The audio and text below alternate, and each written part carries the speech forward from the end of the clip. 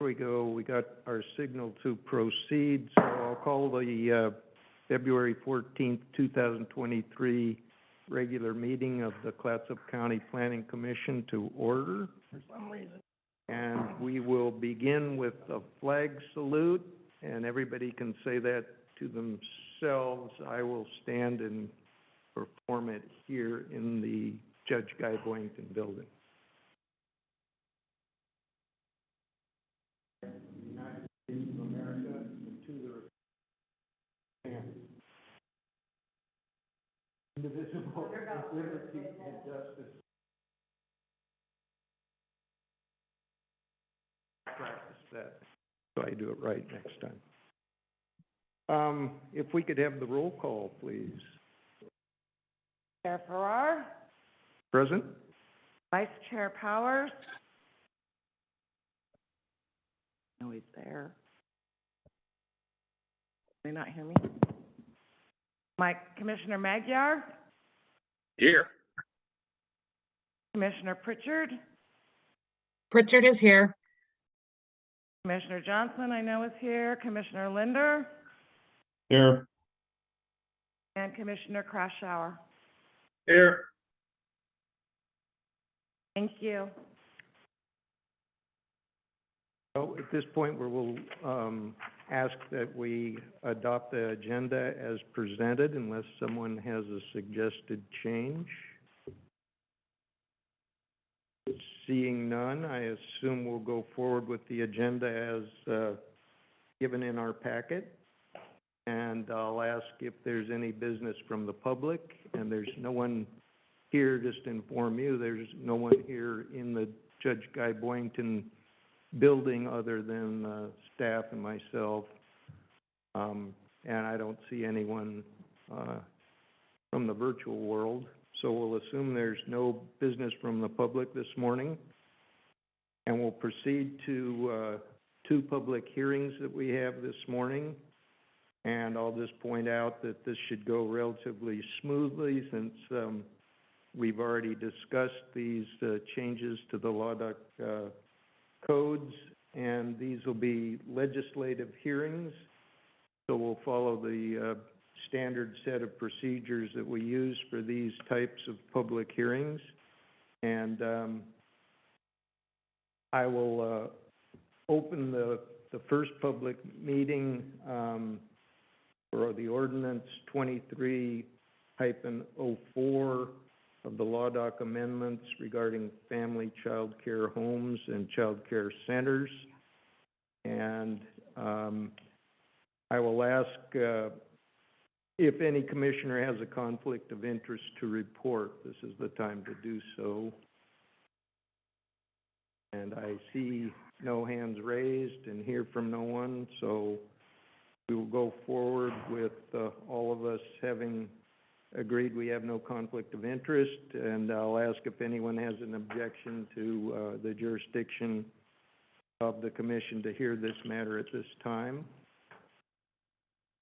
And I don't see any or hear any from the public there. I'll ask for a staff report on the child care matter before us. Thank you, Chair. My name is Gail Henriksen. I'm the Community Development Director. The amendments that are before you this morning in the form of Ordinance 2304 are amendments to the county zoning code and development standards to address child care centers and family child care homes. Just as a little background, between 1999 and 2020, the Oregon Child Care Research Partnership documented that while open spaces and child care centers and certified child care family homes increased by over 26,000 openings, the number of openings in the registered or smaller home child care centers decreased by approximately 32,000 spaces. Here in Clatsop County, if you have a child that is between 0 and 2 years old, only 7% of those children have access to a child care opening. For 3 to 5 year olds, that number raises to 28%. And overall, for children between 0 and 5 years old, only 17% of those children have access to child care spaces. We know that that situation was exacerbated when the pandemic started in 2020, and in February of 2022, the Daily Historian reported that since 2017, Clatsop County has lost more than 1,000 child care spaces and 12 certified child care centers. This can have an effect not only on families, but also on local economies. And recognizing that fact, last year the Board of Commissioners voted to create a child care grant program that would help to retain and expand child care options here in the county. The county has committed $500,000 in ARPA funding towards that endeavor, and that's being matched by $120,000 that's being provided by Columbia Memorial and Providence Seaside Hospitals. Also, as part of this project and to support child care, in May of 2020, the county also entered into a memorandum of understanding with the Department of Land Conservation and Development, also known as DLCD, to perform an audit of the county's zoning codes and development standards related to child care. And the purpose of that audit was to ensure that the county's codes aligned with Oregon state statutes.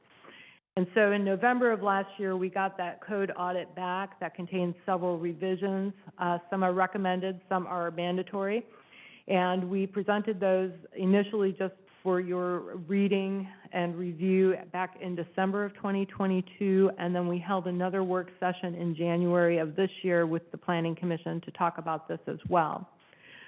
You'll see in the memo that's included as Exhibit B in the agenda package today that among the recommendations that DLCD has made is that under ORS 329A.440, family child care homes are required to be allowed as in areas where residential uses are permitted. And so that is something where the county does not have discretion. Even if we do not change our code, the state statute would still apply and they'll still be able to operate in residential zones. Also, under that same ORS, local governments cannot impose special fees or regulations on family child care homes. So if we have a requirement for 2 parking spaces for a house, we can't add additional parking requirements for a family child care home. Same thing with the fees. If we charge an $85 development permit fee for someone to build a house, we can only charge an $85 development permit fee for someone to operate a family child care home in a residential zoning district. Likewise, within commercial and industrial zones, child care centers, which are the bigger facilities, are also permitted, and they have to be allowed in all of those zones except for heavy industrial. And we also have the same restrictions regarding fees and regulations in terms of parking and application fees as well. Then, in addition to those required changes under ORS, DLCD also recommended that we update our definitions of child care center and family child care home to correspond with ORS. And then they also recommended exempting child care centers from off-street parking requirements, removing the size limitation on child care centers, and also consider adding child care centers to additional zones where they're not required but could be permitted. And so you'll see as you go through your agenda package, starting on page 5, staff has provided a summary of the changes that are being proposed. The first change would amend section 3.0060 of the law doc, which is the minimum parking space requirements. That would exempt child care centers from parking requirements in commercial, or the child care, would exempt the child care centers from parking requirements, and also clarify that a family child care home does not require any additional parking in addition to the 2 spaces already required for the home that's there. The changes would also create section 3.9570 in the law doc, which would add language that cites those ORS requirements regarding family child care homes.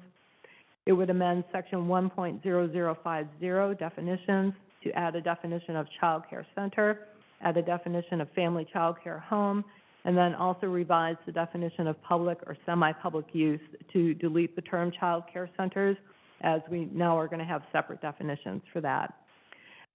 Then finally, we would add family child care home and or child care center to the districts that are listed in the table on page 5 of the agenda package.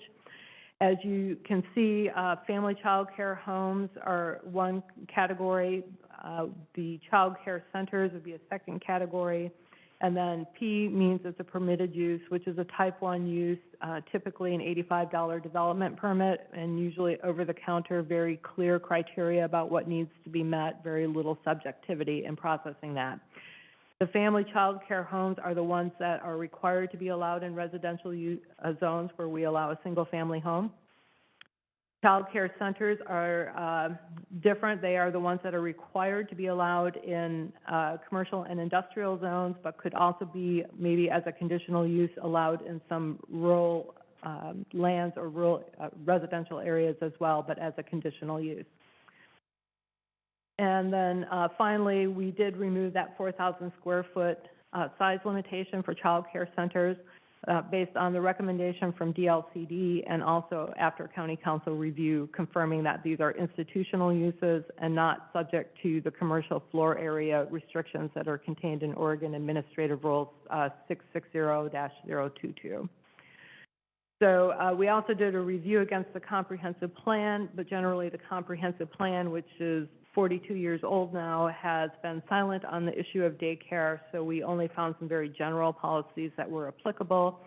We did find that based on our review that the proposed amendments would comply with those applicable policies from the comprehensive plan. So with regard to next steps, there are several options open to the Planning Commission this morning. You can either continue this item to a date certain if you wish to obtain additional public input or conduct additional review. You can table the item indefinitely without taking any action on it. You can recommend that the Board of Commissioners adopt the amendments as presented, or that the Commission adopt the amendments with revisions, or you can recommend that the Board of Commissioners deny the amendments. If you do choose to make a recommendation for the board to consider this, then we would be scheduling this for a first public hearing on March 8th with a potential public hearing on March 22nd. Staff is recommending that the Planning Commission recommend the Board of Commissioners approve the amendments as presented, and there is a suggested motion to that effect on page 10 of your agenda package. And that concludes my report. I am happy to answer any questions you may have. And I know that when we get to public comment, that there is one email I would need to read into the record, and there is also one person who has registered to speak as well. Thank you. Thank you for that report. At this time, I'll ask if any of the commissioners have a question regarding the staff report. This is not the time we use for deliberation, but just to ask for clarifications of what was just reported. Do any of the planning commissioners have a question for staff? Seems like there aren't any. So with that, I will open the public meeting and call for testimony from the public.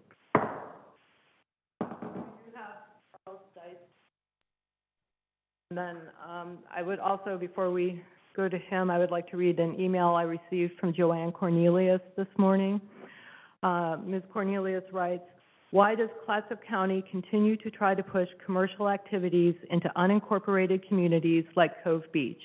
Please read at Planning Commission meeting this morning.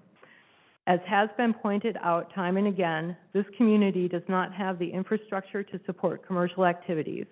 County does not care for roads, access to beach is dangerous, it is in a tsunami zone, it would be setting up a situation for disaster. Why doesn't Clatsop County listen to the community members who live and vote here? Consider traffic consequences. Keep commercial zoning where it belongs. Please listen for once. Joanne Cornelius, 44920 Tide Avenue, 50-year resident of community." Thank you for that.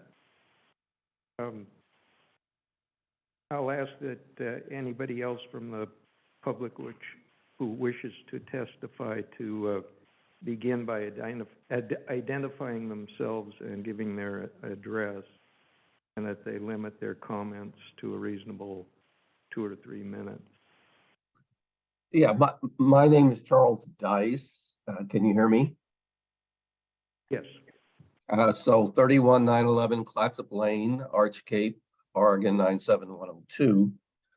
I have two comments regarding this proposal for 23-04.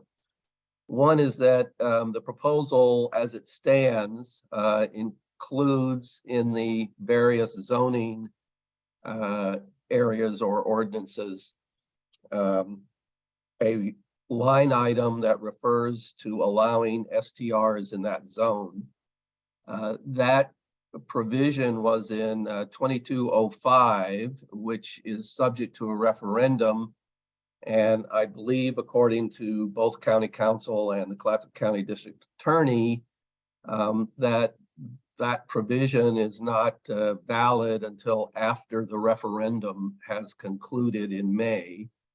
So I would request that line item be removed from 2304.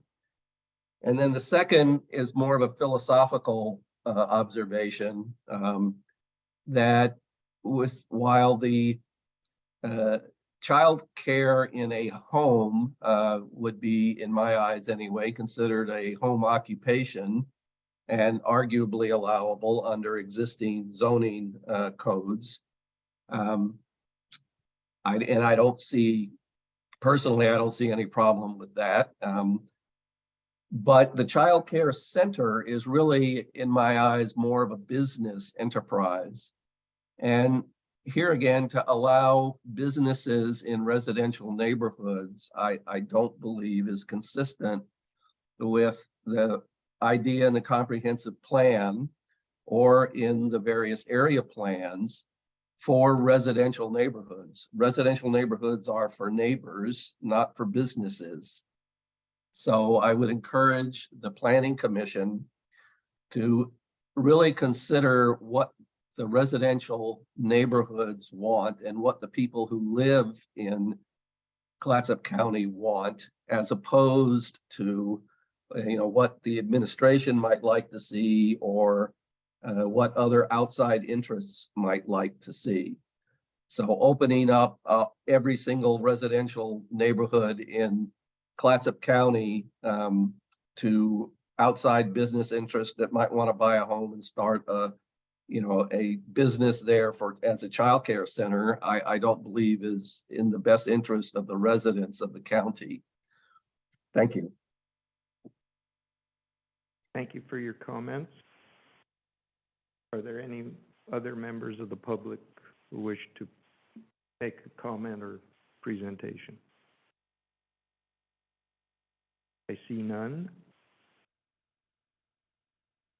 Are there any public agency comments? None. Does staff wish to respond to those comments? Yes, just a couple of things, Chair. So just so we are all operating on the same information, right now childcare, we call them day nurseries or daycare centers, are allowed as a conditional use in the Arch Cape Rural Community Residential Zone, in the Rural Community Residential Zone, which covers Miles Crossing, Jeffers Gardens, and Westport. It's also currently permitted as a conditional use in the Napa-Swenson Rural Community Residential Zone. In terms of adding it to the rural zones, such as coastal residential, where Mr. Dice's property is located, child care centers are optional. So the Planning Commission can have that discussion and make a recommendation to the board to not have child care centers. You still have to have family child care homes, but child care centers do not have to be permitted in those rural land residential zones. So you do have some discretion there if you wanted to exercise that. Thank you for that clarification or addition. At this point, do any of the members have additional questions for staff regarding what we just heard? I see none, so I'll call for the public testimony to be closed at this point. And we'll open up a general discussion for the planning commissioners about this matter. we might especially want to address some of the points that were brought up in the public testimony. Does any commissioner have anything they'd like to put on the floor for discussion here?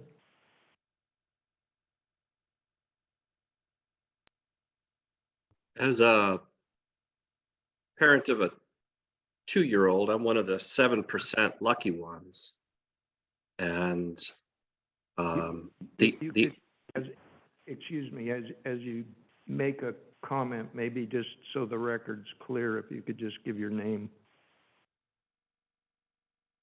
the Commissioner Magyar is speaking, and my opinion is that child care is available child care is a step toward power and empowerment. And the idea that we would in any way restrict child care facilities of any type is an abomination, in my opinion. I find that so many individuals are massively restricted by a lack of child care facilities. And they should be everywhere. They should be on every street corner. We don't live in a society anymore where everybody's family is right around the corner from each other. We're a mobile, vagabond society. The pandemic has exacerbated all of the migration patterns for all kinds of different kinds of people. And we shouldn't be punished because we don't choose to live in a community where all of our family members are readily available at the drop of a hat to come and take care of a child. You know, I'm a child of immigrants. All of my relatives live in Europe. I don't have opportunities to have family members come by and take care of my child. I'm lucky to even have childcare. Okay. And I run a business and my wife is a teacher. And we're two professionals, and it is a super major pain in the ass if we can't find someone to take care of our child. And others are much less fortunate than we are. And there should be childcare everywhere. And any citizen who says that there shouldn't be, I think is wrong. They're just wrong about life in general. 100%. So that's my opinion, and I'm sticking with it. Thank you for that, Commissioner Magyar. I see Commissioner Powers has a hand raised. Would you like to Could comment? staff clarify what Mr. Dice said about a referendum or something like that that's happening in May that might impact childcare centers? No, the referendum in May is not related to child care centers. It's related to short-term rentals. And so the draft that staff pulled from to put in the draft amendments had listed short-term rentals, which that ordinance did not go into effect. And we won't know what the outcome is until after the May 16th referendum. So Mr. Dice has requested that we just remove short-term rentals, which staff can do before this moves forward if it does. Okay, thanks. Could you just clarify where that discussion of short-term rentals enters into this? So it's not directly germane to the discussion about whether or not you have a family child care home or a child care center. What Mr. Dice is referencing, for example, is if you look on, let's see, page 21, for example, under the Westport Community Residential Zone, the RCR, you'll see that we have the list of type 1 permitted uses, and that number 15 is listed short-term rental subject to standards, blah, blah, blah, based on Ordinance 2205. Ordinance 2205 is the one that's in dispute and is before the referendum with the voters on May 16th of this year, so the ordinance has not taken effect. So we can, as I stated, remove that. And it was not our intention to offend anyone, and given that we've only recently come to this conclusion about the same time that this was drafted, I'm sure that it was simply an error on my part and not intended to aggravate anybody, so.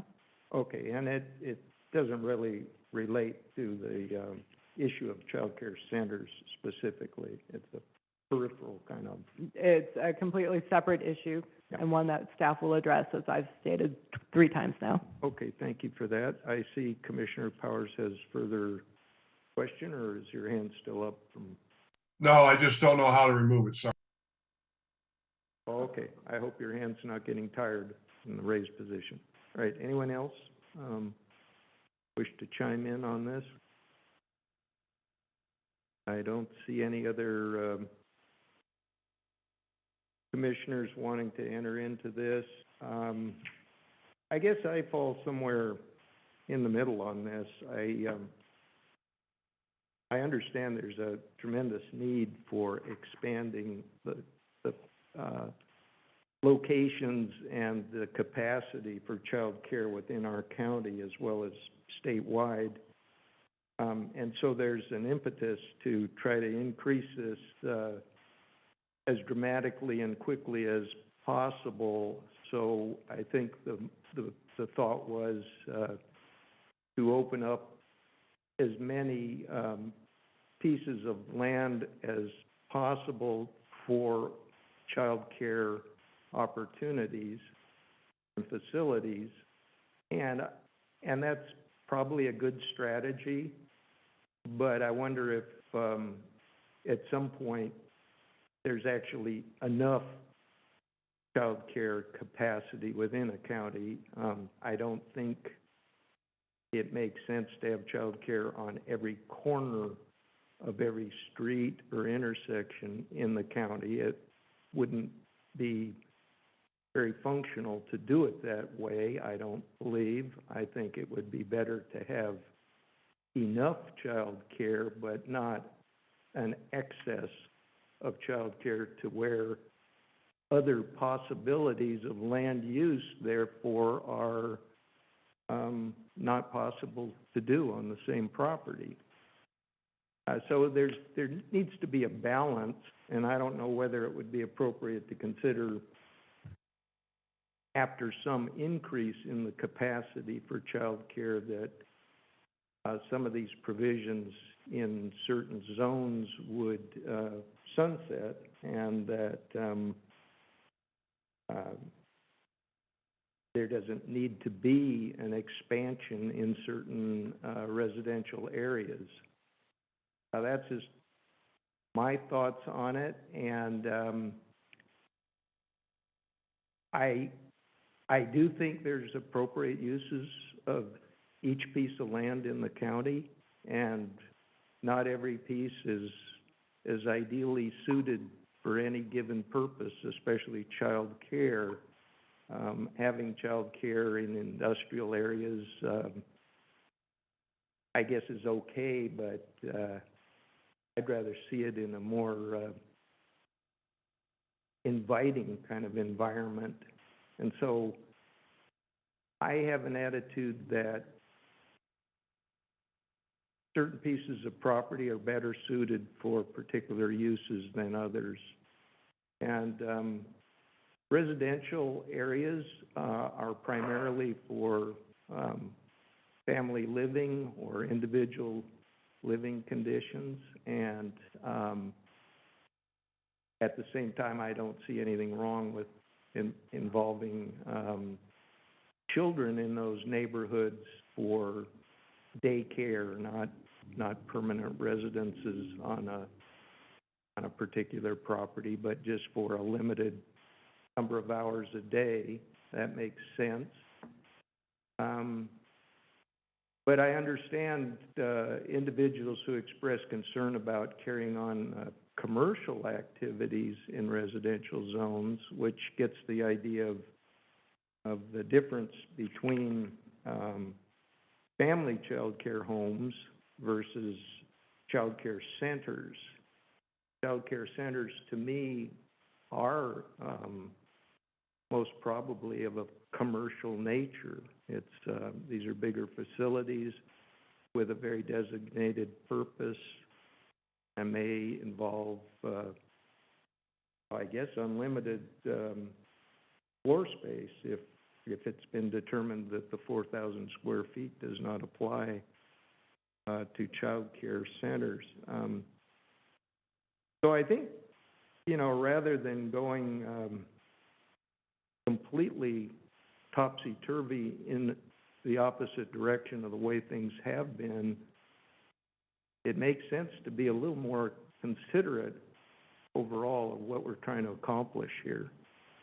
I don't think we need childcare on every designated lot in the county. I think we can have plenty of childcare availability at a short distance from where people live that would handle the very definite need that we have in the county. I don't know what support there is for continuing a discussion around how many properties we need development on in order to get this important service available to our residents. But I'll leave my comments at that and ask if anybody wishes to comment on what I've said or has a new thought that's jumped to their mind before we proceed further. I see no one, yep. Commissioner Croucher here. Yes. Go ahead. So, you know what, I disagree with what you said. So family child care homes, it shows on this that they'd be permitted, and I think it's up to the homeowners and the need in the area. If there's not a need, there's not going to be one on every corner.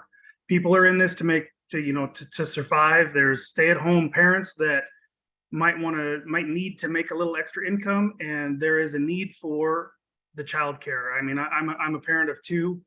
I know through my children growing up, there were times where it was very, very difficult to find childcare, and this is one of the oldest things in time. I mean, people are looking out for community members; they're looking out for each other, and this is something that we need to allow.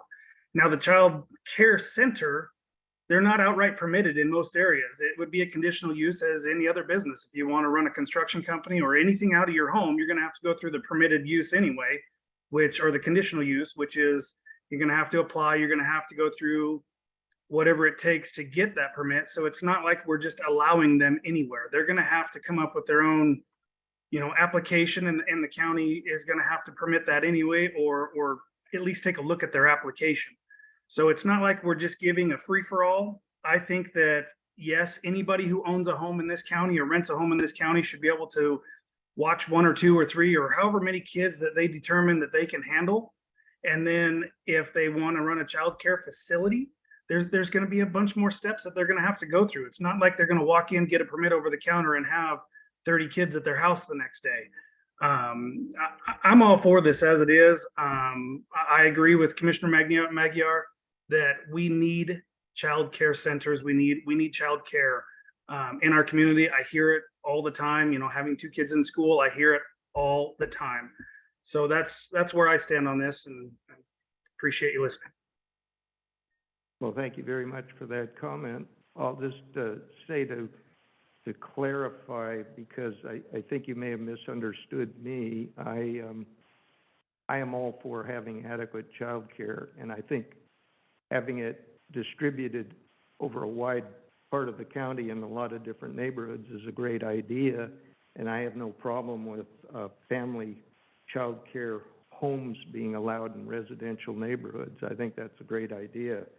And my comments were more directed at a larger facility, a child care center.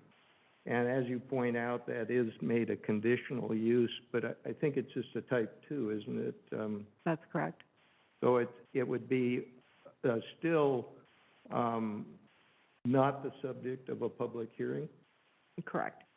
So there would be no public input on that choice, and That's not correct, though. There is a 10-day public comment period, and property owners within 250 feet are notified. okay, is everybody able to hear our community development director's comment about that?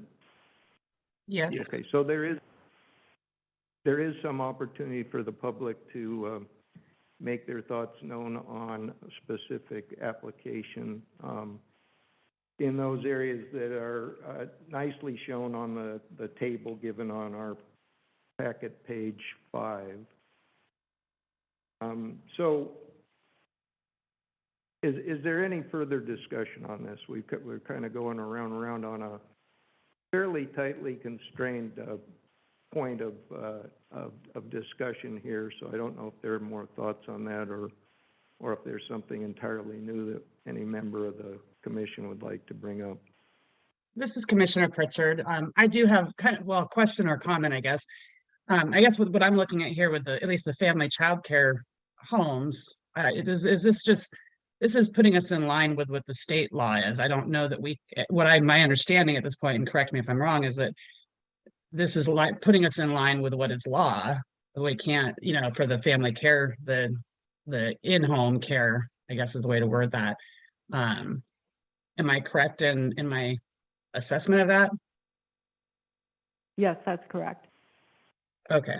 And then just on my personal note, I have 2 grown children now and spent my career, working in the military and multiple other places. And without childcare, I couldn't have contributed to the community the way that I had. And I think that we all recognize the need for childcare, but particularly in today's society, the way, the workforce shortages and things of that nature, this is having a huge impact. So anything that we can do to encourage folks to have those responsible in-home childcare, I don't want to say centers because that's something different, but I think we need to be encouraging that and participating in that. So anyway, that's my 2 cents, and I think this is just getting us lined up to encourage folks to have more childcare. Thank you for those comments. And I'll just say again that I think there's pretty much a consensus here on family child care homes, that we all see that as a very good opportunity to have smaller facilities, if you want to call it that in a more distributed way around the county that may be a lot more convenient than big centralized operations for child care. And so I really haven't heard any of the commissioners voice any concern about that column on the table on page 5, family child care homes. I think it's great that they're allowed across the board pretty much as an outright use. So it seems as though there was some discussion around child care centers and what extent public input might modify a choice of particular property engaging in what's essentially a commercial activity. But unless anybody else has further comments on that,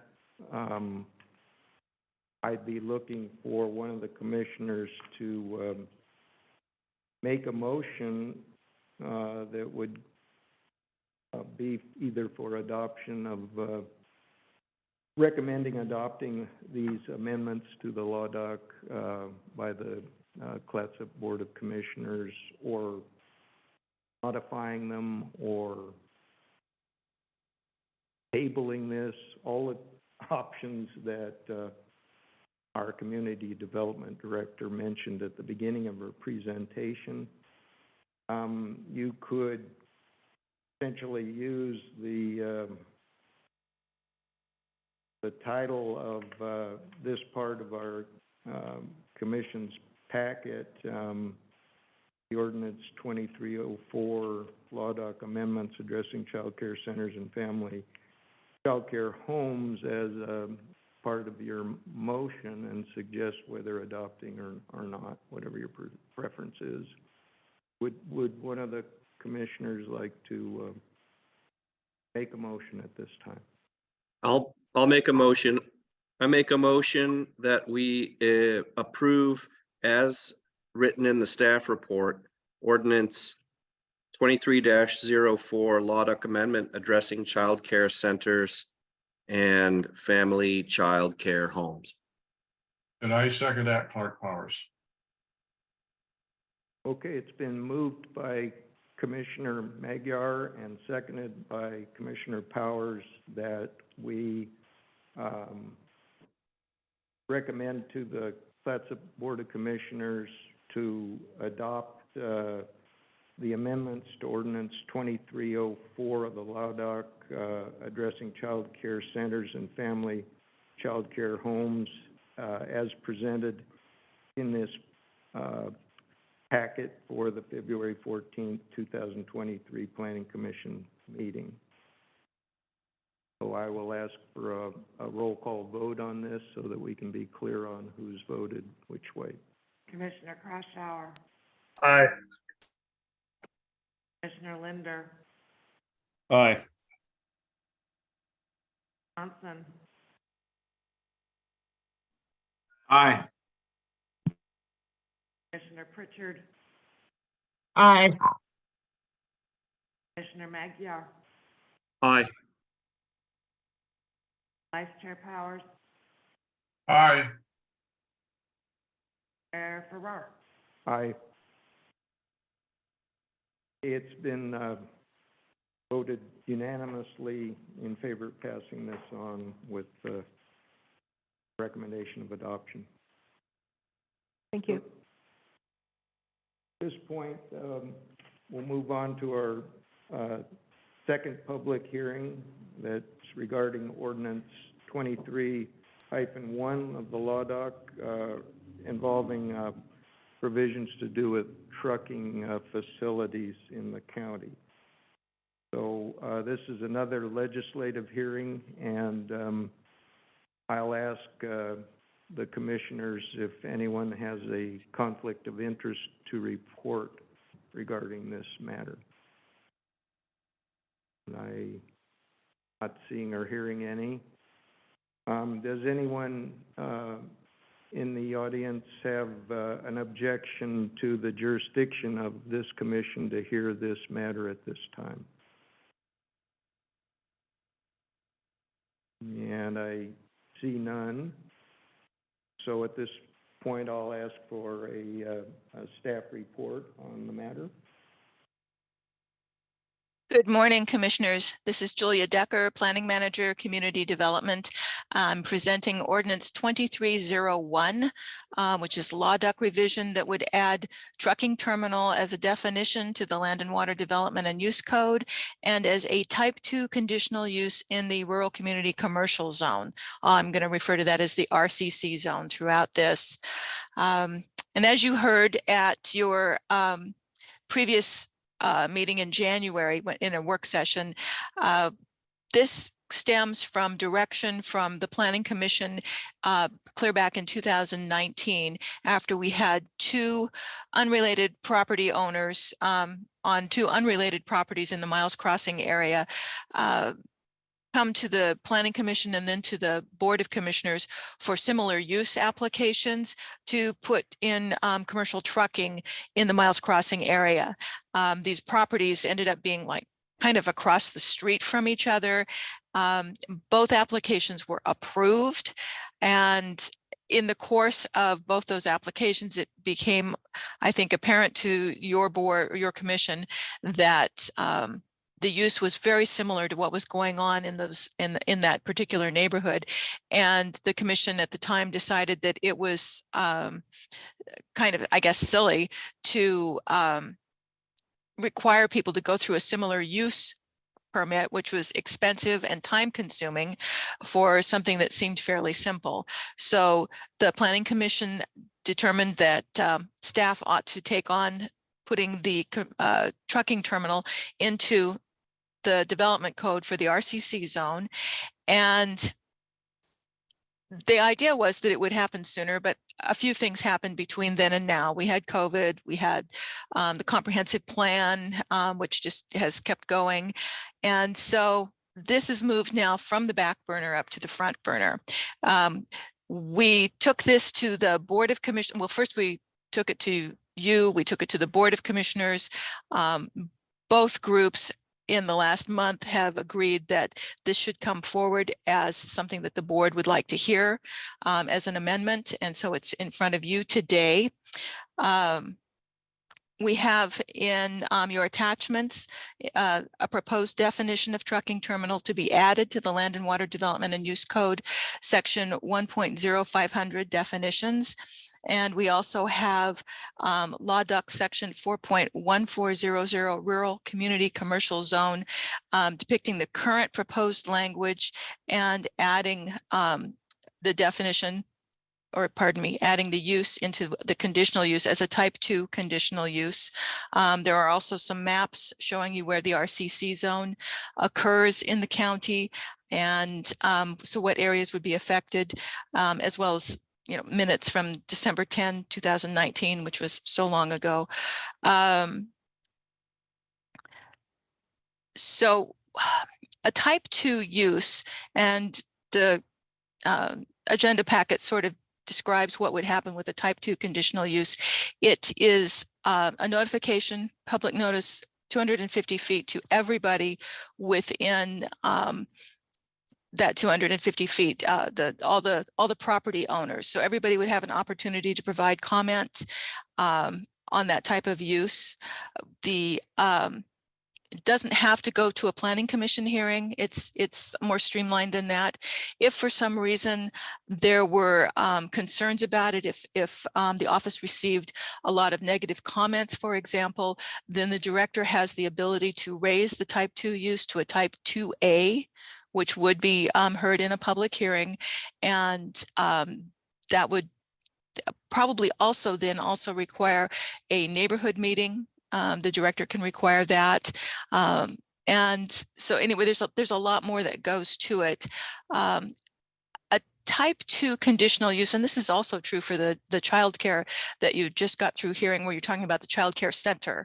But anything that's a type 2 conditional use has a number of different things that are considered as conditions or potential conditions of approval. So among them, we can limit, or staff can recommend that the decision maker limit the manner in which the use is conducted. So that can include restricting the time that the activity takes place. There can be restraints to minimize environmental effects like noise, vibration, air pollution, glare, odor. It can be possible to establish a special yard or other open space or lot area or dimension. There are setbacks. You can limit the height, the size, the location of building or other structures. You can designate the size, the number, the location, or nature of vehicle access points. There's the potential to designate the size, location, the screening, drainage, and other surface or other improvement like parking or truck loading areas. There are so many things that can be imposed as conditions to mitigate negative impacts on a neighborhood.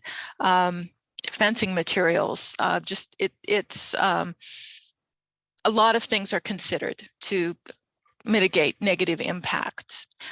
Current uses in the RCC zone, and we have 4 RCC zone areas in the county.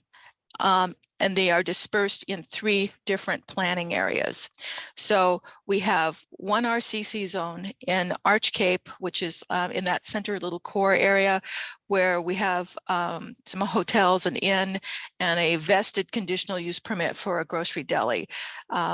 In the Miles Crossing and Jeffers Garden area, we have those 2 truck terminals. We have farm and garden supply, landscaping contractor, truck and auto parts supply, auto body paint and repair.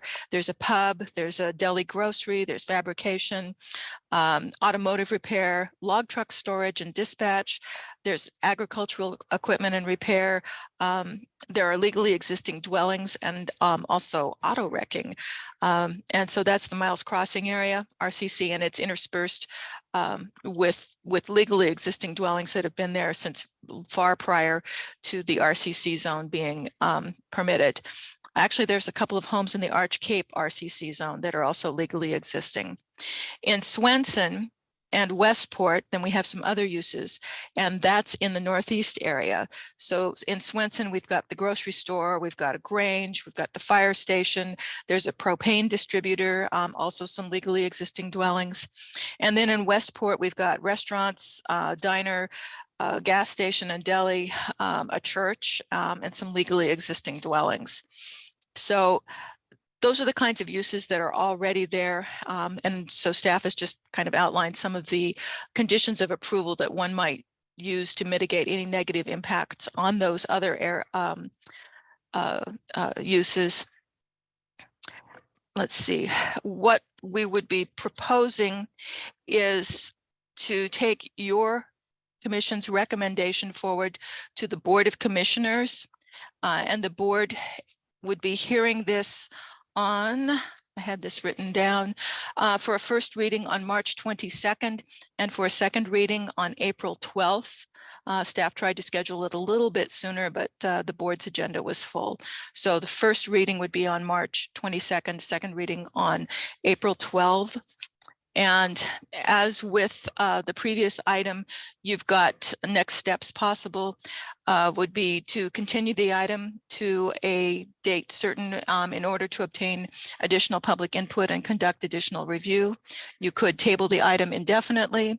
You could recommend the Board of Commissioners adopt the amendments as presented. You could recommend the Board of Commissioners adopt the amendments as with revisions, or recommend the Board of Commissioners deny the amendments. And with that, staff is available to answer any questions that you might have or to find the answers for you. Okay, thank you very much for that report, very thorough. I'd ask at this point if any of the planning commissioners have a question to clarify what that presentation gave us in the way of information. Seems like everybody's clear on the facts of what's before us. So at this point, I'll call for public testimony and remind the public that failure to raise an issue with sufficient specificity to afford the decision maker and the parties an opportunity to respond to the issue precludes an appeal to the board or to LUBA based on that issue. All speakers from the floor are asked to, in this case, provide their name and address before speaking and to limit their comments to a reasonable 2 or 3 minutes. And I'll ask if there are any comments or statements from any public agencies that may have a representative in the audience. Seeing none, I'll ask for comments by public in general. I don't think we have anybody online that's showing up here on my screen, so it looks like it's just amongst the planning commissioners. Is there any written testimony? Or? There was not. Okay. Well, with that, then I'll since the staff won't have to respond to any of those comments, I'll state that the public testimony is closed at this point and open the discussion up amongst the commissioners on how you'd like to proceed with this matter. Does any commissioner have a thought about the proposed amendments to the LAUDOC regarding trucking? I see none. I just would like to ask a clarification that only occurred to me as I was thumbing through the maps that are included in our packet around page 75 or thereabouts, and there's 6 or 7 maps. Some of these commercial zones are rightfully located along fairly major traffic routes, either state highways, Highway 30, I think one's along Highway 101, and some are along, I guess that's Business 101 that goes through Jeffers Garden. Correct. I'm not sure. But my question has to do with, remind me, please, what, during the process of an application for this use, what amount of scrutiny is given to the ingress and egress from these properties by trucks that would be visiting the property for picking up loads or taking loads off of their trucks, to control, because access is often rather restricted, or the number of lanes in these cases is generally just one in each direction. I could see a situation where if access was permitted to the property that required, say, a left-hand turn from a street or highway into the property, it might be such that it caused a big backup of traffic and inhibited traffic flow. So to what extent do our ordinary planning provisions under conditional uses allow for restricting which way the traffic enters the property?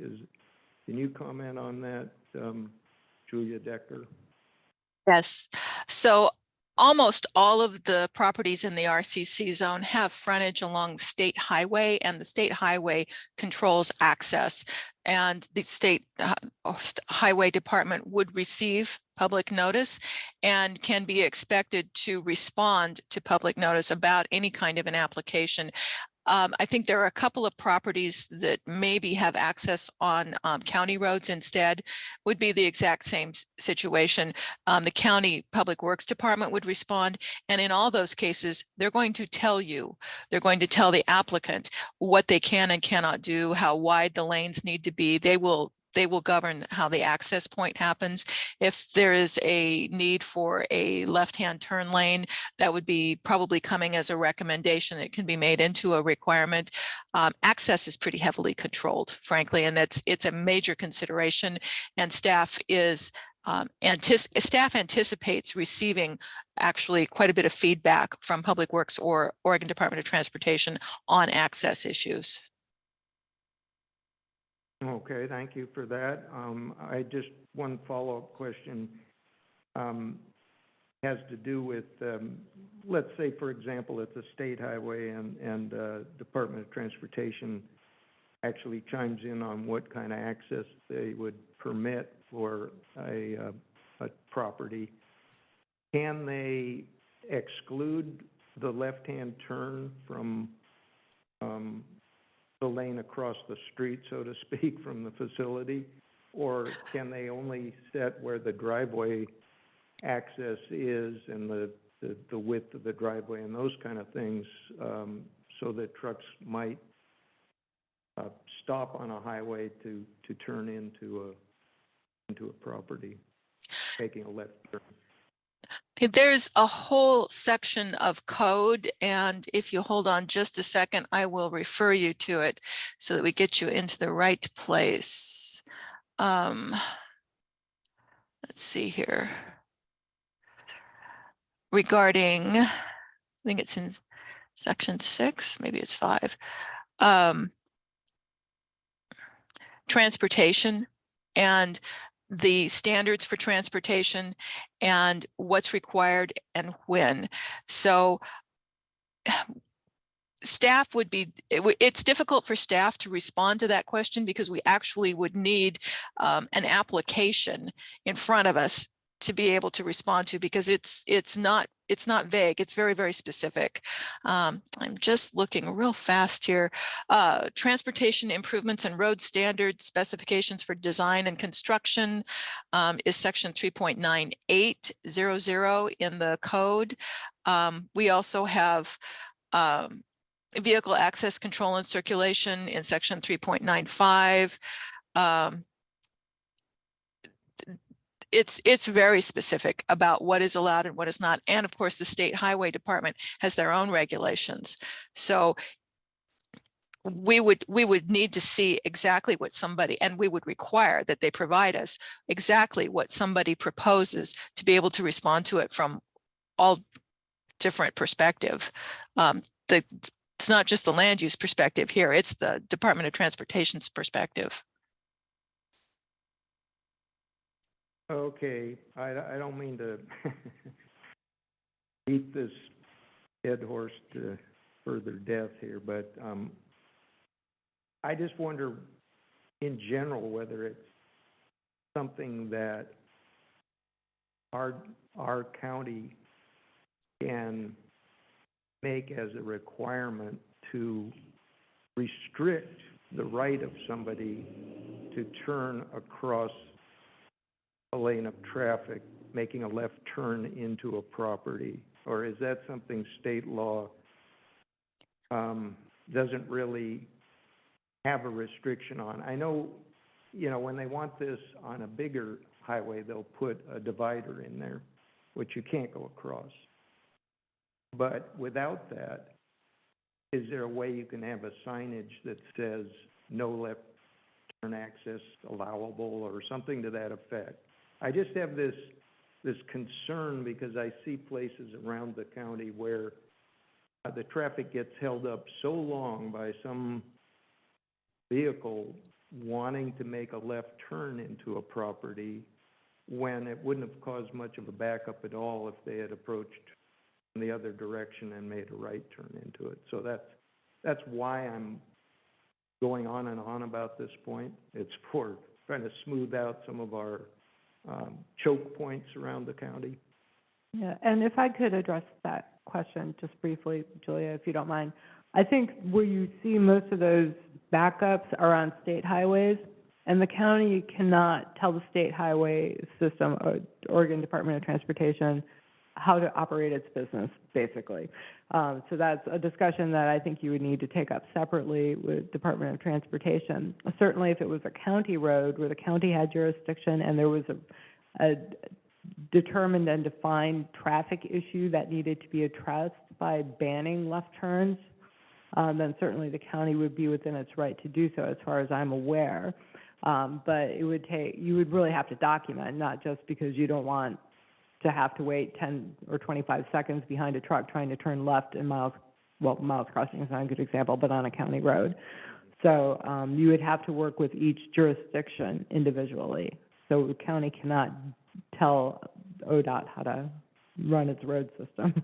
I mean, we can tell them, but they're not going to listen. So yeah.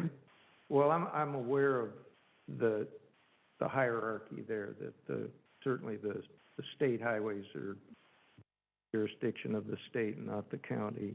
But I suppose I'll just take it up with, and I think I'll have an opportunity maybe in the next month or two to talk with somebody from the Department of Transportation about that issue and whether it is legal for the state itself to restrict left turnage without putting up an island or something of that effect.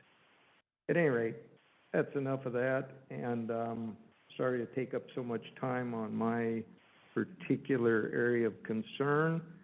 So I will, again, look to one of the planning commissioners to make a motion and recall our options here that our county staff member, Julia Decker, so well stated for us, that we can continue this matter on for further public input, or we can table it for good, or we can send it on to the Board of Commissioners with recommendations of either accepting as is or amending it or denying it. And you can formulate a motion around, again, the heading for this particular matter in our meeting that's given on page 62 that talks about the ordinance 23-1 of the law doc, revisions to the trucking terminal definition, which would be part of the package, and to the land and water development use codes as adding it as a type 2 conditional use in the RCC zones. Would one of the commissioners like to take a motion on this?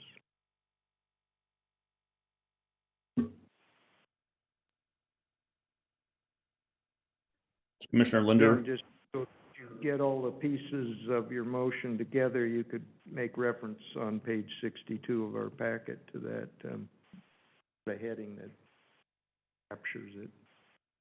Yes, I see Commissioner Powers has a hand raised. Yes, I move that we accept the, what the staff presented on the ordinance 2301 law doc revisions and adding the trucking terminal to the definition of the law doc code and as a type 2 conditional use in the RCC zone. Okay, is there a Commissioner second? Johnson seconds. Okay, it's been moved by Commissioner Powers, who's also Vice Chair Powers, and seconded by Commissioner Johnson that we recommend to the Clatsop Board of Commissioners to accept the revisions as proposed in our packet today for ordinance 23-1 of LAUDOC, adding a truck terminal definition to the land, water use and development code, and to add as a type 2 conditional use trucking in a rural community commercial zone. So I'll ask that we take a roll call vote on this. Commissioner Croshour, Aye. Linder, Aye. Johnson, Aye. Commissioner Pritchard, Pritchard votes aye. Commissioner Magyar, Aye. Vice Chair Powers, Aye. Chair Farrar. Aye. Thank you, it's unanimous. Okay, the motion carries. Thank you. And we can move on to the next item on the agenda, which is a work session and discussion regarding LAUDOC amendments to parking standards. And we're going to have a presentation by Jason Pollock on this issue. We could proceed with that. Thank you, Chair, Commissioners. I'm Jason Pollock, planner here with Clatsop County. The parking standards haven't been reviewed in about 12 years, and we wanted to update the parking standards, make them clearer, and make it easier for people applying for commercial and industrial uses. We also cover residential uses as well. A good example of the challenge people face, for example, when they apply for a CUP or conditional use permit, was Napa Pizza from 2019. And this building, for example, was a 4,200 square foot building. Under our current regs would require an eye-watering 96 parking spaces and creates a challenge for people applying. Under our current or our proposed parking changes, we would have 36 parking spaces, and then additional parking spaces would be required for employees, creating a more reasonable standard and requirement, and hopefully more clear for people wanting to do similar projects in the future. So when we put this together, we use what we have, and really we want to kind of understand what uses we're going to have in rural Clatsop County, but we used this book, the Institute of Transportation Engineers, ITE Parking Generation Manual, to give us a starting point. And really, we want to create discussion around parking and what is required and what that number should be. But this is a great start. We didn't always just go exactly with the ITE number, but we used it as a basis to understand where we wanted to go. So we obviously reviewed that book, our peer jurisdictions and the industry standards that we kind of see across the board. So we're here today to discuss, go over what is being presented, and try to get as much feedback. But we have a board work session for March 8th and Planning Commission public hearing for April 11th. So, thank you. Okay, thanks for that introduction. So this is an opportunity for us to just informally discuss our thoughts on what's been given to us in the oral presentation and in our packet. I don't know if anybody'd like to open it up here with a little. Go ahead, Commissioner Powers. Yeah, a couple educational questions.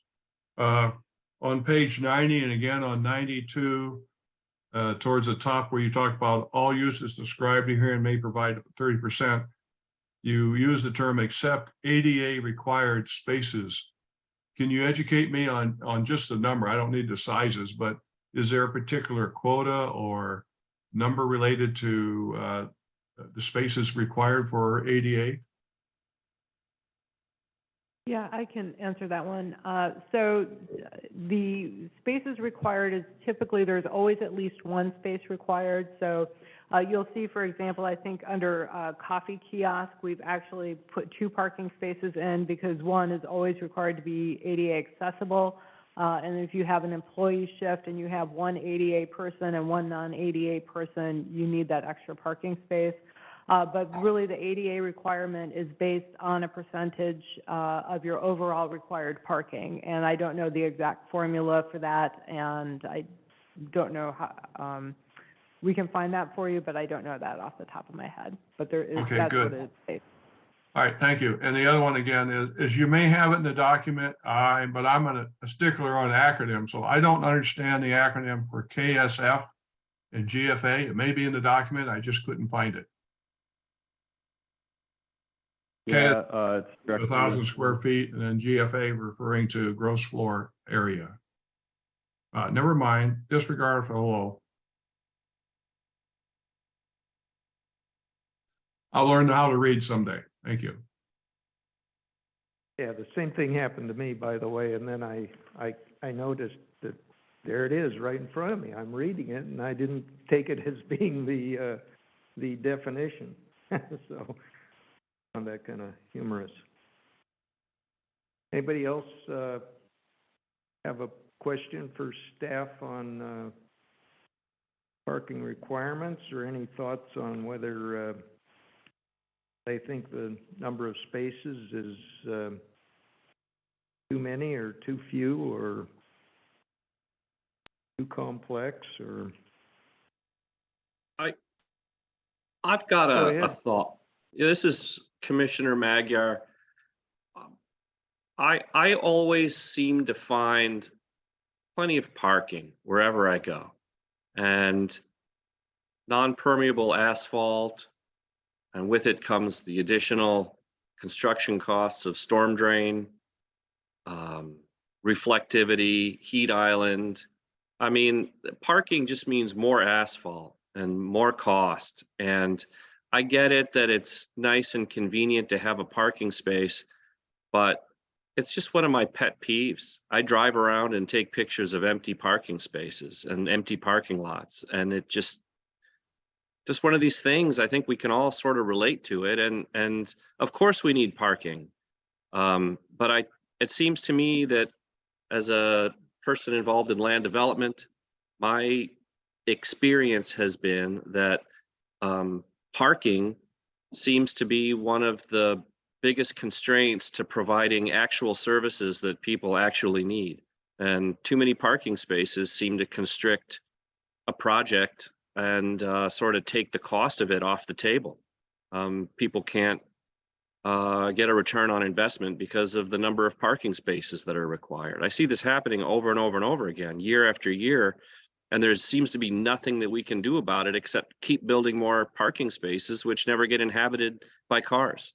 So to me, it's almost bordering on the absurd. I don't know what the solution is. I'm not an author of the technical journal that recommends calculations of parking spaces based on square footage and all that stuff. And I get it. And God bless civil engineers for all of their research.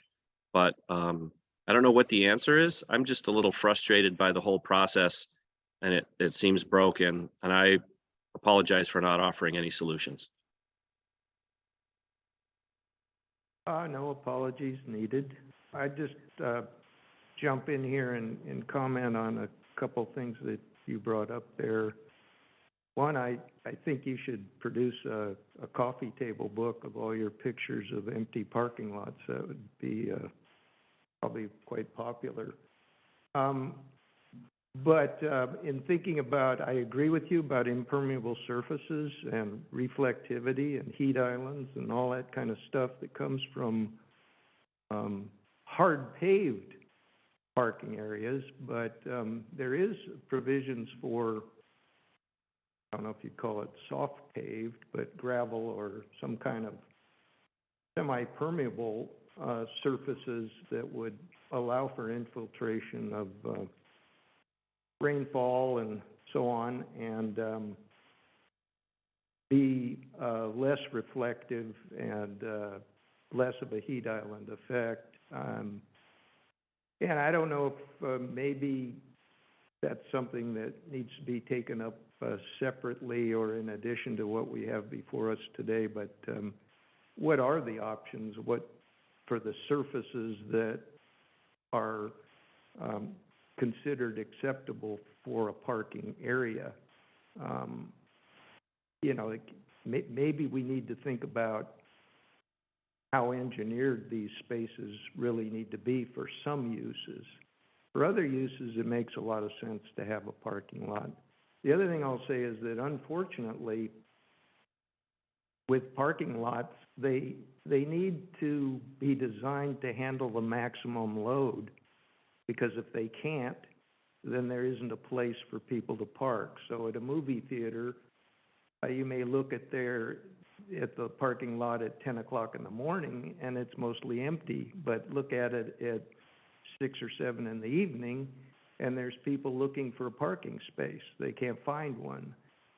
So unfortunately, these parking lots, once they're established, they can't expand and contract in concert with the need for parking.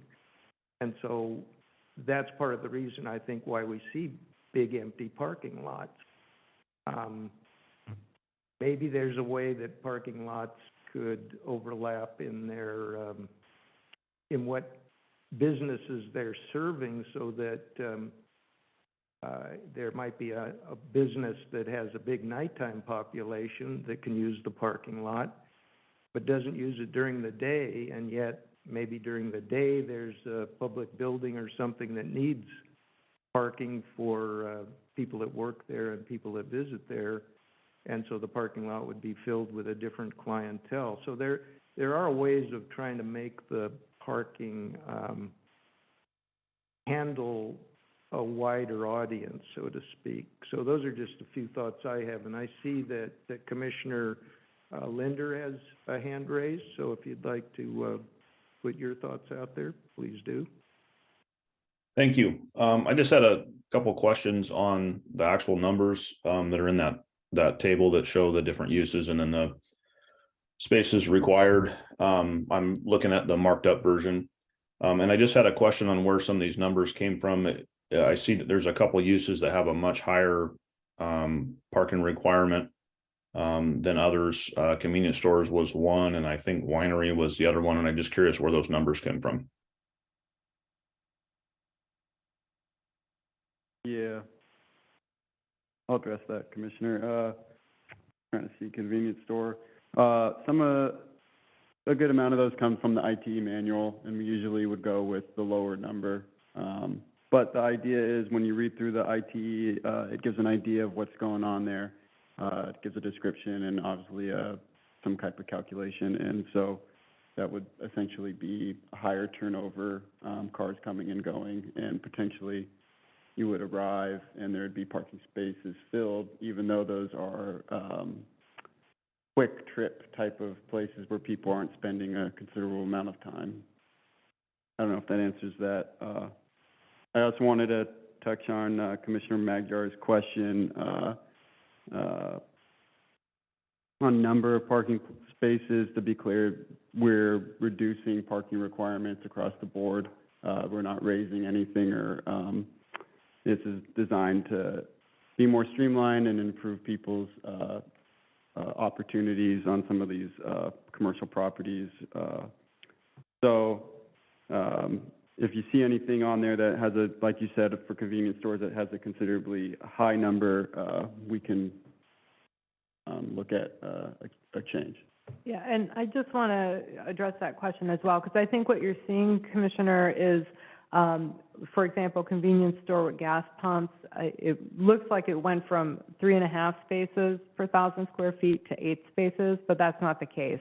The way that it's presented here, we re-alphabetized, and so rather than adding an additional line in the table, staff crossed out where it said general retail and personal service, which had a parking ratio of 3.5 spaces per parking space, and used that space to add in convenience store in its alphabetical order.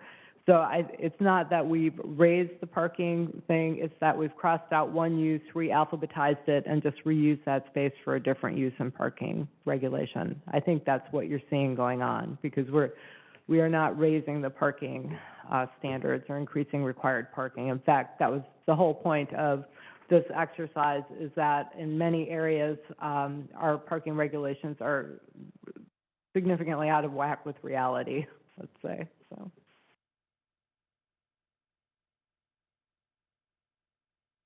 Anybody else have a thought or comment they'd like to make about either a specific parking type or and use type in the requirement, or more general? This is Commissioner Linder. I have just a follow-up, or I guess a different question. Go ahead. I have heard from some businesses in the past dealing with this issue, and maybe repurposing an existing commercial building, and just by the fact that the size of the lot and everything else, that they weren't able to, there just wasn't even a possibility, regardless of cost, to meet the old parking requirements. But my question is there a mechanism to where if somebody is, got a proposed business and they, for a reason like that, where it just physically is not a possibility to meet the requirement, is it possible to get that required number changed on a case-by-case basis? Is there a mechanism for that?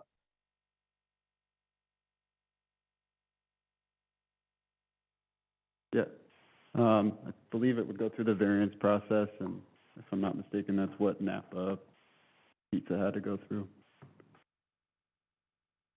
Did they not? No. Oh, okay.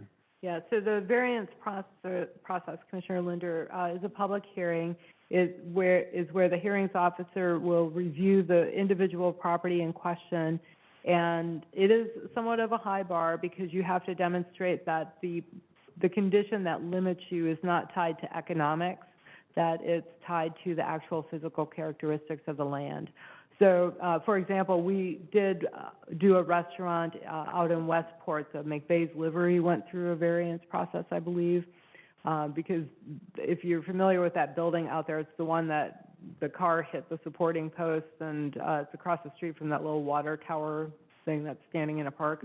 But anyway, they had a very small building, and they were putting in a bakery, coffee shop type of situation, and I think they needed 21 parking spaces for this very small building on a very small lot. And that is where you would use that variance process to individually, on a case-by-case basis, reduce your parking requirements.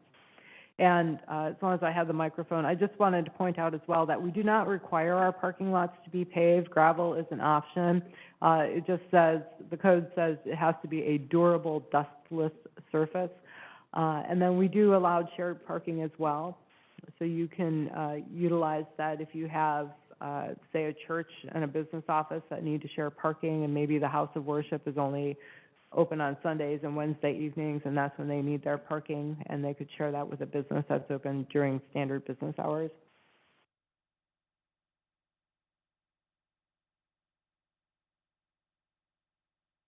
Anybody else want to chime in with any thoughts on this? This is Commissioner Crusher. Does gross floor area include kitchens and storage facilities and restaurants and, say, retail spots, or is it just open to the public areas?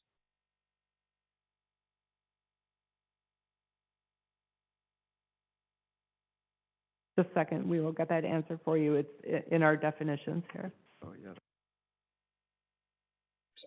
I'm just not a fan of limiting people or requiring things per square footage. I mean, if you've got a 5,000 square foot warehouse and a 500 square foot office where people might come in and out, but your warehouse is just for 1 or 2 or 3 employees, but you're going to require all those spaces, I think that should be defined if it's not.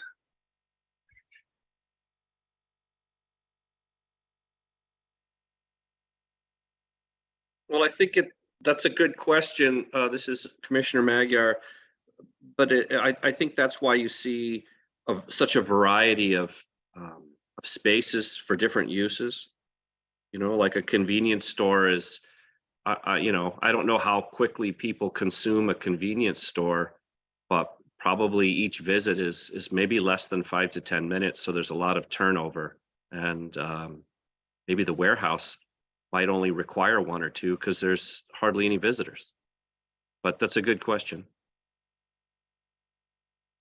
Yeah, and Commissioner, we'll need to get back with you on that. I thought we had written that down in our agenda item this morning, but I see that it's not in there, so we'll need to get back to you on that, on how that's defined. But there is a definition in our code in section 1.0050.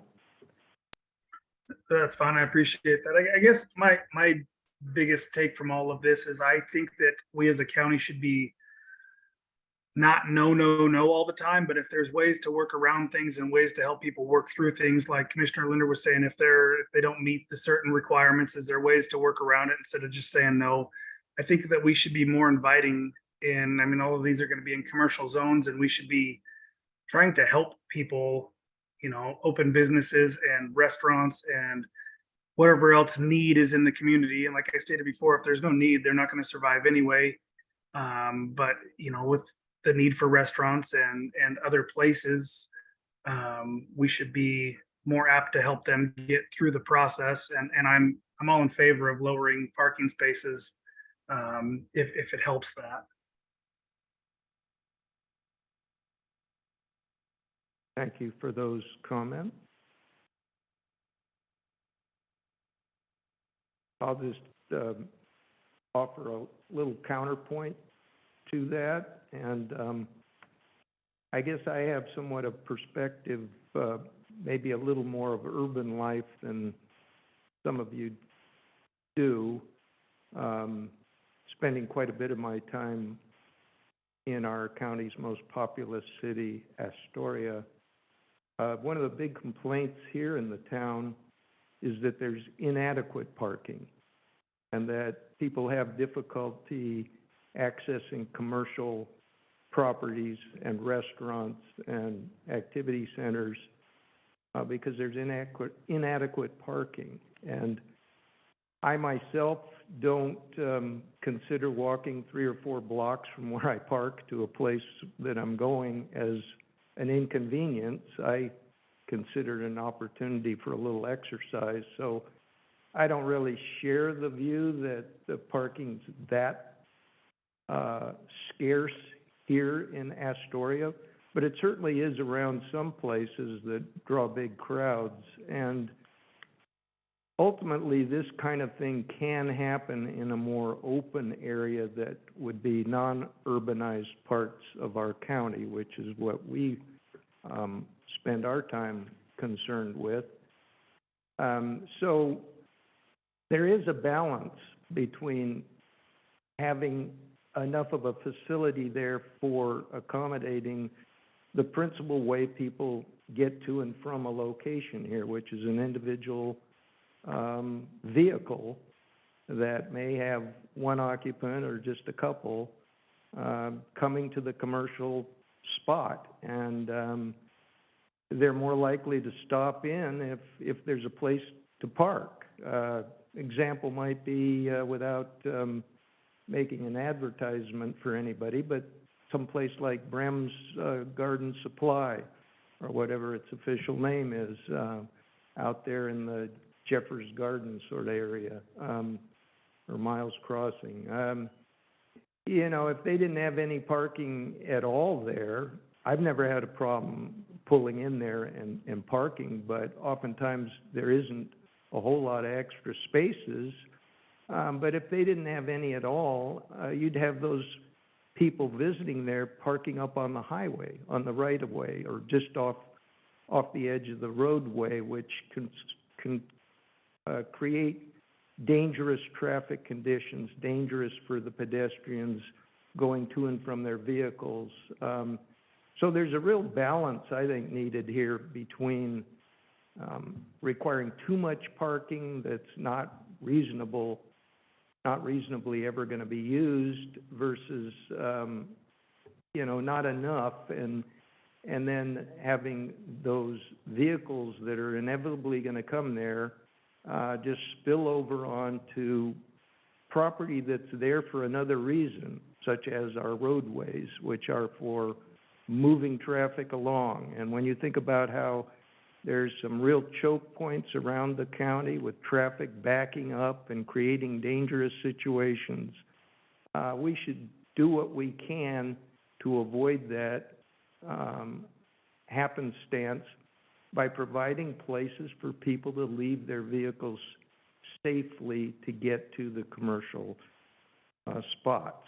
So that's a long-winded way of stating that, but I think there's definitely a balance here. And I do like the very brief introduction that was given here in the text, just 2 pages, made it clear to me the difference between using just square footage as a means of determining how much parking is needed versus seats in a restaurant. To me, that makes a lot of sense. It's more about how many people are actually going to be seated in that restaurant that determine how many car spaces you need.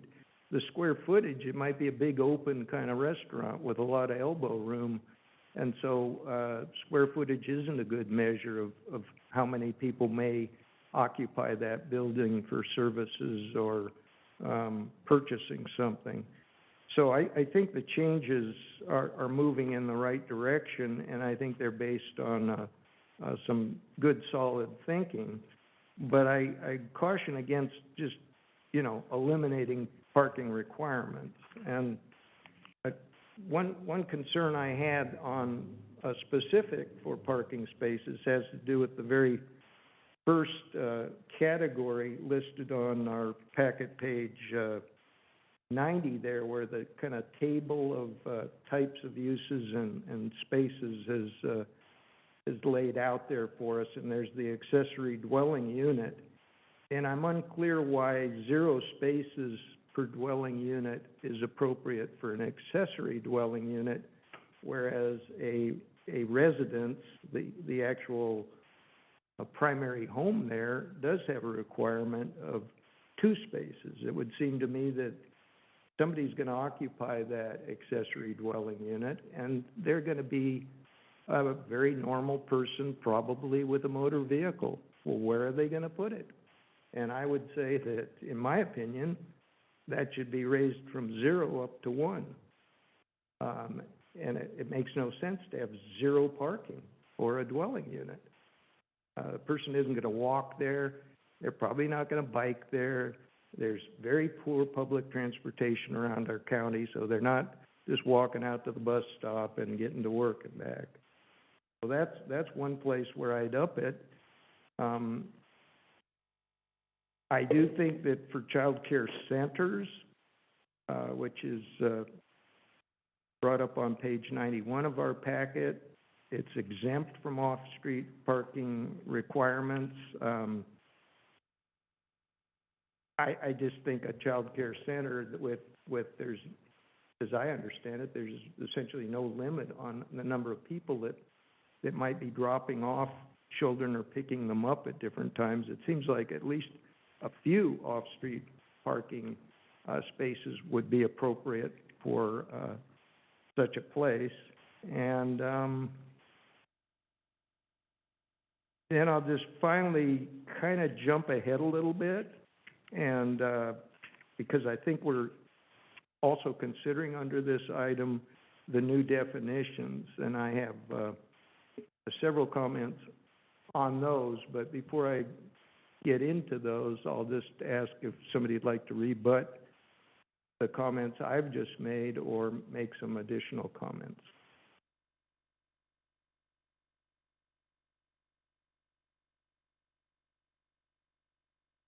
Okay, well, we can jump back to that at any point, but we've got to wrap it up here pretty quick. I'll just say quickly on the definitions.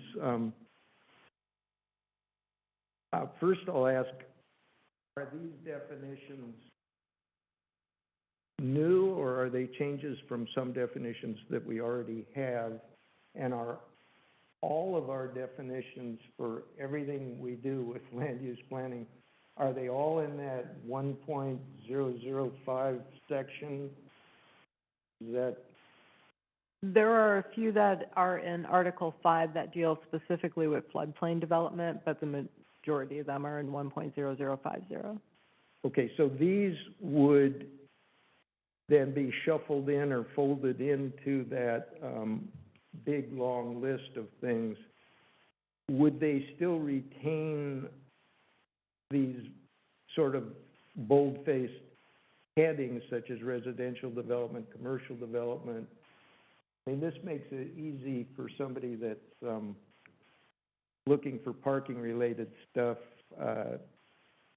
to kind of find it quickly, whereas in the definitions, in a big, long list that includes everything, it might be hard to find them. So I was just kind of just thinking out loud here on some of these things. But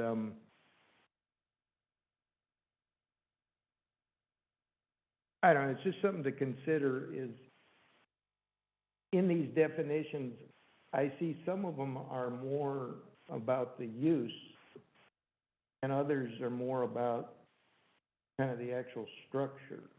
And I know we're taking up both when we consider land use, that what is it that you want to do on the property, but then there's the, well, what's the building like, what's the actual physical structure? And in some cases, it seems kind of mixed, and maybe that's all necessary. But I'd take a look at these definitions. I feel some of them are a little unclear. One example would be under the very early part of that list of definitions on page 106 of our packet. There's something termed planned development, and the definition is any combination of residential land uses. These developments might also contain supporting services such as limited retail and recreational facilities. To me, that definition just seems very vague. Any combination of residential land uses. I just can't quite wrap my head around it. So I would just say that it might be worth somebody taking an hour or so going through those definitions and maybe looking for some kind of consistency among what's given in a definition, but that's just my personal opinion. Chair, And if I know we're kind of coming up against the clock here, and I'd like to end on time, so, Chair, if I could, ahead. to discuss your particular example. So a lot of the definitions we pulled and amended and revised based on the ITE parking manual and how they define things. For your example, specifically regarding planned development. So planned development is something that's allowed in the code, but it's never been defined. A planned development is basically where you are going to come in as the developer, the applicant, and propose a unspecified in the code mix of uses. So there's no way that we could ever spell out every potential possible mix of uses in a definition for planned development. That one by definition, no pun intended, or just by its very nature, has to be written ambiguously because each development proposal will be different.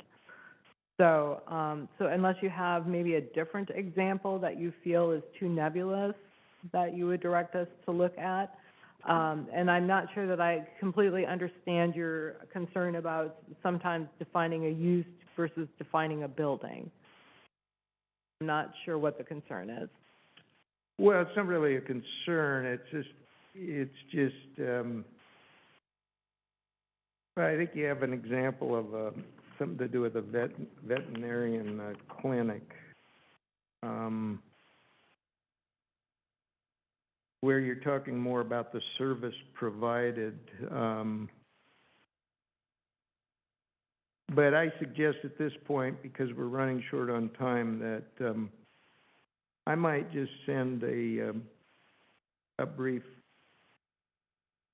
email or memo, just citing a few examples I have on the definitions, and leave it at that, because time is of the essence here. Is there anyone else that wants to make some final thoughts on parking?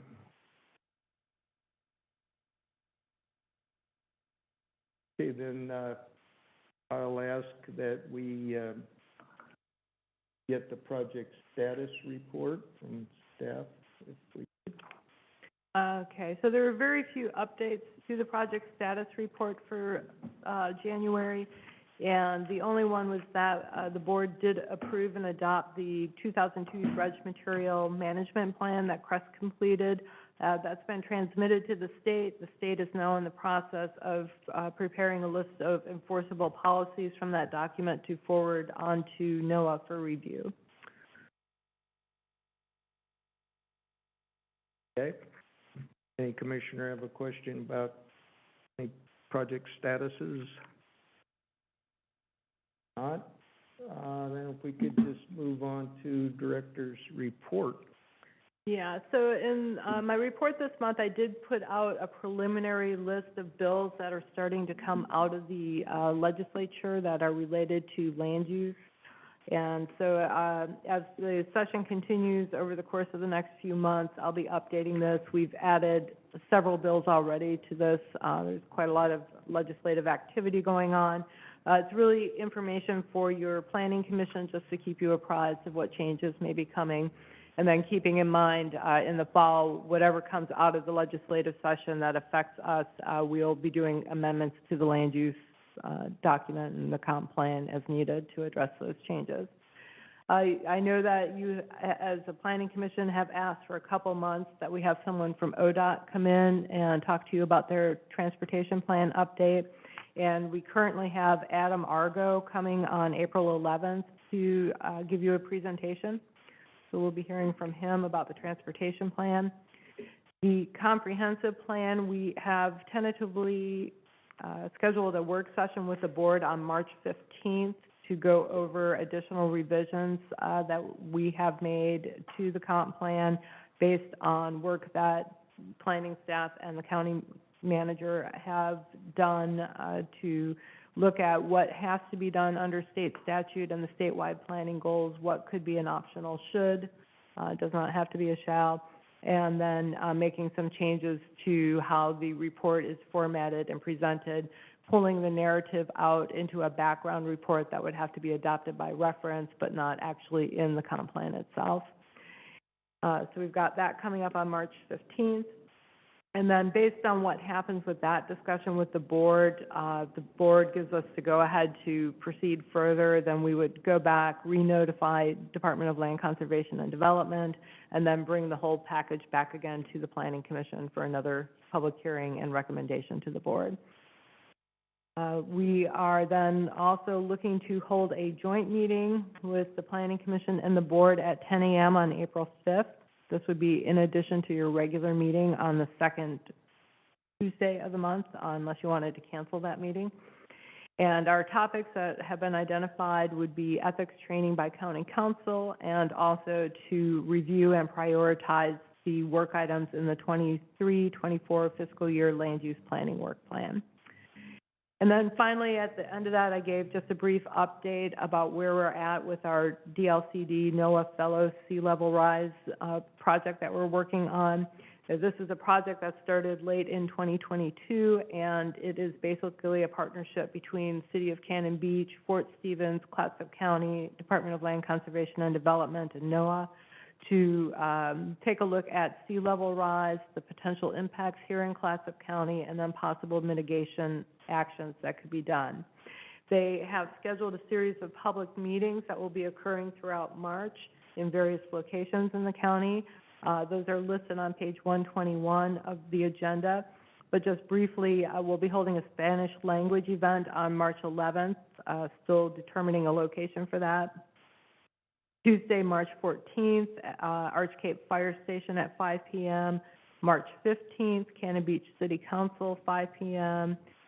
Tuesday, March 21st, out at the Brownsmead Grange, 5 p.m. And then finally, March 23rd at Lewis and Clark Fire Station at 5 p.m. And these are all meetings that are in person, and they are open to the public, and we encourage everyone who is able to attend a meeting of their choosing. And that's all I have for this month. Thank you. Well, thank you. That was a very helpful bit of information to give, and I really like the fact that you've alerted us to some of the House bills that are going to come up before us, maybe in some form later. That's good heads up, and I like the fact that you wrote out the dates of these upcoming meetings. Sometimes in the past, it seems like you just gave them verbally, and I was madly scrambling to try to write them down, but this makes a nice list to put on your calendar. And I would just have one question on those sea level rise public meetings. Those aren't hybrid, those are just... They are not, specifically because I know Arch Cape Fire Station does not have internet or very stable. I'm not sure about Brownsmead, and so we couldn't really rely on a hybrid meeting. Okay. I'd just add my personal comment on that. It'd be great if Commissioner would pick one of those public meetings to try to attend, one that's near you, and kind of hear directly from the public what they say about this issue and how it may affect us. I intend to pick one of them to attend myself. And at about 1 minute to noon now, it looks like we may finish this meeting on schedule, and I will just say again that I appreciate your patience this morning at our slow start, or we'd be actually ending a few minutes early probably. It was a thought of our Director Henriksen to consider whether these hybrid meetings are the way to go. I can tell you right now, there's nobody in the audience here. I'm looking at a bunch of empty chairs, and I'm looking at an empty dais here. So that's something we might want to take up as a group at another meeting, what we think about how we want to hold our meetings. And so that's kind of my final good of the order thing will be to wish everybody a happy Valentine's Day and ask any other commissioner if they have a closing comment. Guess not. So I will close the February 14th, 2023 Planning Commission meeting officially. Thank you. It was good.